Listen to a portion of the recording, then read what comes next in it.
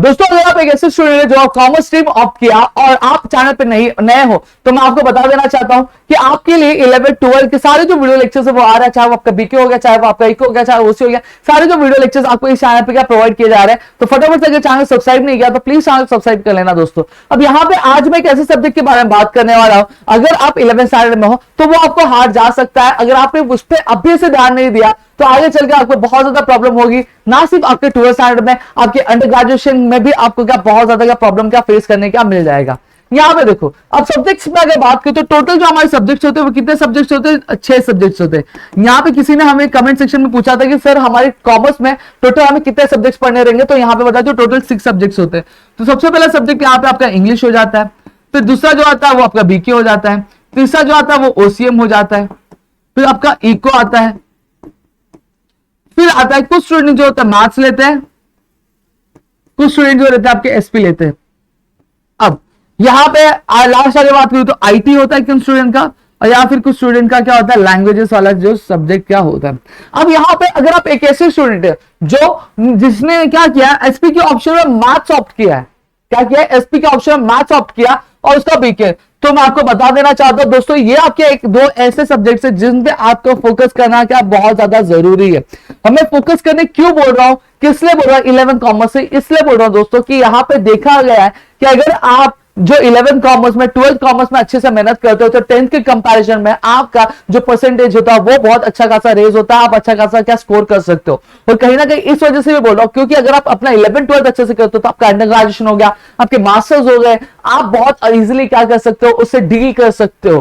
ठीक है, अब ऐसा नहीं है, देखो आपकी जो जिंदगी है, अब जो एजुकेशन आपका एक नए सिरे से चालू हो रहा है, आपने कॉमर्स लिया है, ठीक है, अब कॉमर्स में जितने भी सब्जेक्ट्स आप पढ़ रहे हो वो पहली बार पढ़ रहे हो, पहली दफा है आपके लिए, जितने भी आपने नाम सुने वो पहली बार आपने सुने।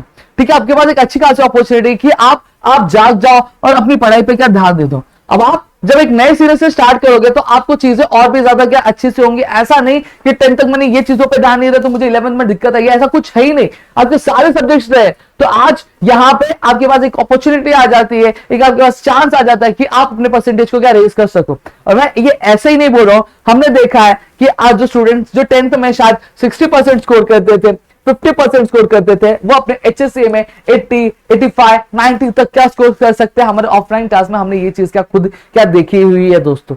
तो आपके पास एक अच्छा खासा ऑप्शन है कि आप क्या करो अपने परसेंटेज रेस कर सको। और परसेंटेज रेस करना भी क्यों इंपॉर्टेंट, क्योंकि आगे चलकर अगर आप एक अच्छी लाइफ चाहिए, एक सस्टेनेबल लाइफ चाहिए, तो आपको एक अच्छे कॉलेज में एडमिशन चाहिए। और अच्छी कॉलेजेस में जो एडमिशन होता है मेरिट के बेसिस पे होता है, ज्यादातर कॉलेजेस में मेरिट के बेसिस पे होता है। हाँ, अंडर आपके एंट्रेंस एग्जाम के बेसिस पे भी होता है, लेकिन ज्यादातर कॉलेज में मेरिट बेसिस पे होता है। तो इसलिए आपका परसेंटेज, आपका स्कोर जो होना चाहिए बहुत ज्यादा अच्छा होना चाहिए।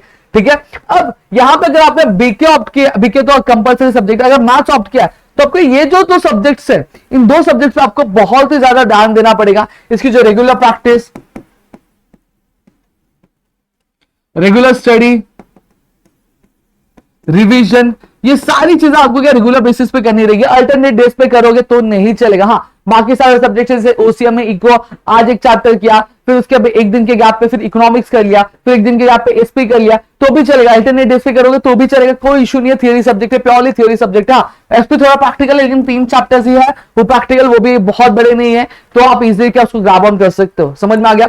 बट आपको क्या करना है, आपको ये जो बीके और मैथ्स है आपको इस पे क्या बहुत ज्यादा ध्यान देना है। इसके कंसेप्ट आपको सारी चीजें क्लियर करनी रहेगी, प्रैक्टिस रेगुलर बेसिस पे करना है, इसके जो स्टेप्स है वो आपको ध्यान में रखने। समझ में आ गया। प्लस अब थियरी सब्जेक्ट के बारे में बता दे रहा हूं, थियरी सब्जेक्ट पे भी अब आपको ध्यान देना है। ऐसा नहीं सिर्फ ये 2 सब्जेक्ट पे ध्यान दोगे, आपको थियरी सब्जेक्ट पे भी ध्यान देना पड़ेगा। हालांकि ये आपका जो 11th के जो टॉपिक्स होते हैं वो आपके 12th में रिलेट नहीं करते, लेकिन आप अगर ध्यान देते हो तो आपके जो कॉन्सेप्ट्स होते हैं, टर्मिनोलॉजी को लेके जो चीजें होती है वो आपकी थोड़ी सी क्या और अच्छे से क्लियर हो जाती है, और आप अच्छा खासा क्या 12th में क्या बूस्ट ऑन क्या कर पाओगे दोस्तों। समझ में आ गया। अब यहां पे अगर आपने सिर्फ बीके ऑप्ट किया, आपका मैथ्स नहीं है, तो आप बीके पे आपको रेगुलर प्रैक्टिस एंड ऑल सारी चीजें करनी। ऑलरेडी शेड्यूल आपको बना के दिया गया है।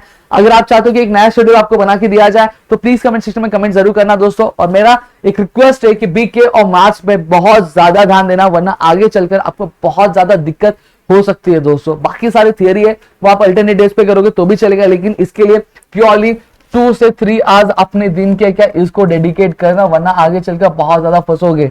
समझ में आ गया? आगे चलकर बहुत ज्यादा पछताओगे। तो बोर्ड एग्जाम में जाओगे, जब आपको एक सिंपल एंट्री नहीं करनी आएगी ना, तब आपको आपकी गलती का एहसास होगा। जब आप मैथ्स का एक सम नहीं सॉल्व कर पाओगे ना, तब आपको एहसास होगा कि हमने कहा था, चैनल पे कहा गया था, वीडियो बनाई गई थी कि इन सब्जेक्ट पे प्योरली ध्यान देना, लेकिन फिर भी हमने नहीं दिया, और उस गलती का पछतावा क्या उस दिन होगा, और फिर पछता के कुछ फायदा नहीं होगा जब चिड़िया चुग गई खेत। समझ में आ गया? तो प्लीज ये आपका जो सब्जेक्ट है बीके और मैथ्स पे, इस पे रेगुलर प्रैक्टिस और ध्यान देना, और लगातार वीडियोस क्या आपके लिए आ रहे हैं। तो मेरे ख्याल से आपको चीज समझी होंगी दोस्तों। और भी कोई दुख दर्द पीड़ा है तो प्लीज कमेंट सेक्शन में कमेंट जरूर करना, हम आपके लिए क्या उस पे भी एक क्लैरिफाइड वीडियो क्या बना देंगे दोस्तों। तो दोस्तों मिलेंगे हमारे नेक्स्ट वीडियो में, तब तक के लिए घर पे रहो, सुरक्षित रहो, अपना ध्यान जरूर रखना दोस्तों।